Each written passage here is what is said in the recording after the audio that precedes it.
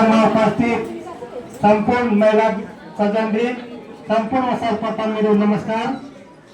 आज नेपाल बंगलादेश समाज कोशी प्रदेश जुन समिति गठन भएको छ, सर्वप्रथम त्यो समितिलाई म धेरै शुभकामना तथा बधाई दिन चाहन्छु। उहाँहरूको कार्यकाल सफल रहोस् र उहाँहरूले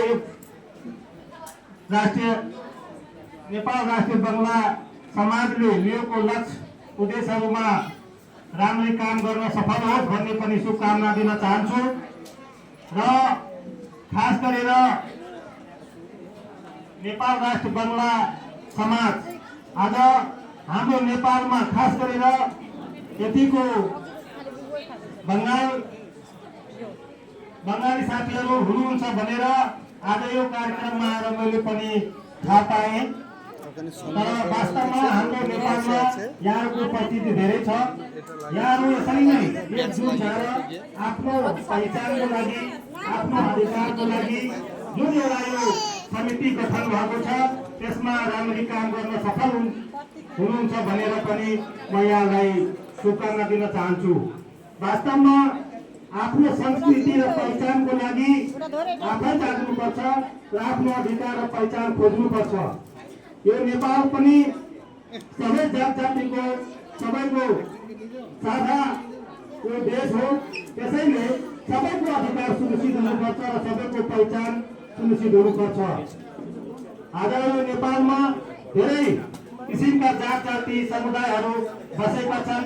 सबैको आफ्नो आफ्नो संस्कृति छ, सबैको आफ्नो आफ्नो पहिचान छ र त्यो पहिचान यदि जोगिएन भने, संस्कृति आफ्नो जोगाउन सकिएन भने त्यो समुदायको, त्यो मान्छेको अस्तित्व नै गुम्ने हुन्छ। त्यसैले आफ्नो अस्तित्व जोगाउनको लागि, आफ्नो पहिचान र संस्कृति बचाउनको लागि यसरी जुन ठाउँमा भए पनि आफ्नो संस्कृति र पहिचानलाई छोड्नु हुँदैन। यसमा तपाईहरुको प्रयास र हाम्रो पनि साथ सहयोग रहनेछ भन्ने पनि यहाँ प्रतिबद्धता गर्न चाहन्छु। आज नेपालमा यही पहिचान र अधिकारको लागि धेरै संघर्षहरू, आन्दोलनहरू हुने गरेका छन्। हाम्रै पार्टी आज जसपा नेपाल भएको छ, यो तत्कालीन मधेसी जन अधिकार फोरम नेपाल, यही नेपालमा आफ्नो अधिकार र पहिचानको लागि निरन्तर संघर्ष गर्दै आएर आज धेरै कुराहरू प्राप्त भएका छन्। जस्तै हाम्रो आरक्षणको कुरा भयो, पहिचानको कुरा भयो।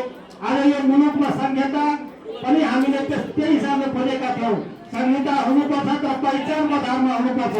तर अहिले जुन संहिता नेपालमा आएको छ, यो संहिताले हाम्रो पहिचान दर्शिने गरी